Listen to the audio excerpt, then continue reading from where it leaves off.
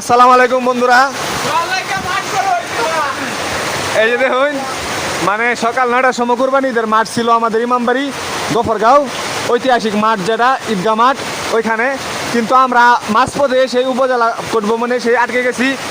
প্রচুর বৃষ্টি, মনে করেন দেখতে পাচ্ছেন এত পরিমাণ বৃষ্টির কারণে আমরা যাইতে পারতেছি না।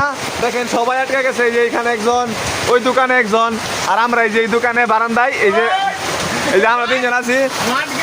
দেখেন কি অবস্থা, পেক টেক কাদা মাদা সিটে আমি আডো হমান বলছি।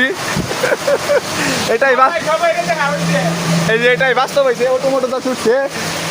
এখন কি করাম বন্ধুরা, কেন একটু অপেক্ষা করি, বৃষ্টিটা খুললে দান লাগবো। আর নাইলে মনে করেন যে ওই যে কি আর নাইলে মনে করেন যে গাড়ি দান লাগবো, গাড়ি পাইতেছে না, খালি গাড়ি। তো আজকের মতো এখানে কয়টা বাজে, 8:50 না, 8:50 বাজে গেছে। জানি না আজকে পড়তে পারবো কিনা, দোয়া করবেন যেন আমরা মাঠটা পড়তে পারি। আসসালামু আলাইকুম, ঈদ মুবারক।